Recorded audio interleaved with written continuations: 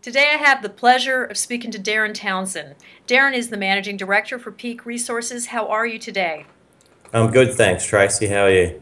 I'm delighted to have an opportunity to draw our audience's attention to the fact that, again, last month you were up nearly 30%. I believe it was 29.62%. And of course, that was before your big announcement, which was the beneficiation breakthrough. So let's start with this exciting news release. Thanks, Tracy. Yeah, it's been a pretty important breakthrough for the company. We've been doing quite a bit of sort of research and development work here to try and improve our beneficiation and metallurgical performance. We've already got very low operating costs from our pre-feasibility study of $11.74 per kilogram of separated rare earths. So we've already got a very low cost, but we thought we should have another look at what other opportunities there might be to lower the costs. So we've had a really good breakthrough with the beneficiation. We're now getting a 7-fold increase in our grade coming out of the pit. We're able to get it up to now a 34.4% rare earth concentrate, which is a very significant high-grade concentrate.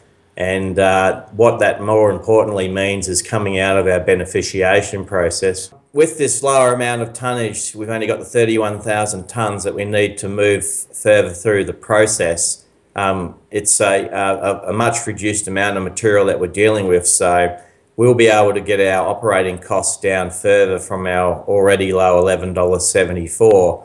The Ngualla deposit's a very unusual deposit in that, although it's a bastnaesite, which is a well-known and well-processed type of mineralisation, we're very low in carbonate and phosphate minerals. They've already been taken out of the ore body. So the only thing that really consumes acid is the iron levels, and we've now got the iron levels down to 25% of the level they were from the previous concentrate. So that's a major breakthrough. For those at InvestorIntel who may not know who Peak Resources are, they have one of the largest rare earth resources in the world. And of course, your project is based in Tanzania. Can you give our InvestorIntel audiences an overview about Peak Resources? Yeah, no problem, Tracy. Yeah, the deposit was only discovered in August 2010, and we've been able to complete a preliminary feasibility study in March of this year. So we've been able to rapidly advance the project. It is one of the world's largest undeveloped and highest grade rare earth projects. It's a very large, long life project, 58-year mine life on the current flow sheet. So, and it has a very good component of the magnet metals, the neodymium, praseodymium. So it's really a magnet metal mine. So you're basically answering my next question. I'm sure you heard Jack Lipton and I have been talking consistently recently about the increase in market caps for companies that have a lot of the primary magnetic materials for permanent magnets. And of course, you have one of the best mixes in the entire market. Can you tell us a little bit more about your magnetic materials?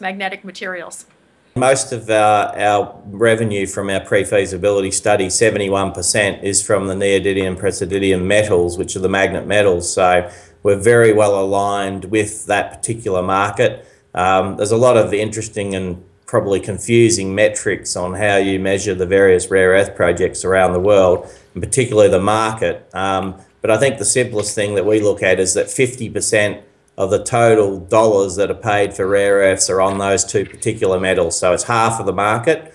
And as I said, we've got 71% of our revenue coming from that 50% of the market. So, Darren, I'm just going to take this opportunity. I was reading in Robin Bromby's piece how aggressively that Peak Resources has moved since finding this resource. I mean, you've invested $16 million, you've done extensive resource drilling, scoping study, a pre-feasibility study, and your cost overall to get to production is actually lower than most of the companies out there. Can you talk to us a little bit about this? We're very proud of the fact that we've been very efficient with our capital spend on the project.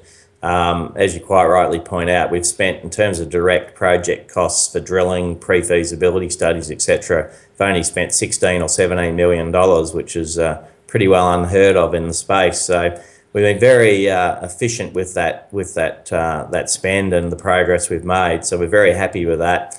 And it's really comes down to, it's driven off the simplicity of the mineralisation that we're dealing with. This low carbonate, low phosphate bastnaesite really does make things quite simple. For our acid separation circuit, we're really talking plastic tanks, pumps and filters. So it's a pretty simple part of the process.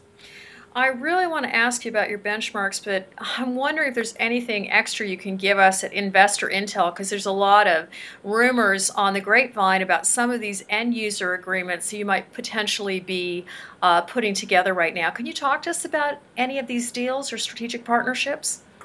Yeah, I can, obviously limited in what I can say, but I can give a bit of a general update. We've got a number of discussions happening at the moment with a number of different groups.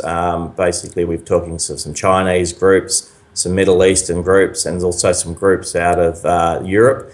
And we're making some very good progress. 2 or 3 of those groups are currently in their due diligence processes, so making some pretty good progress there.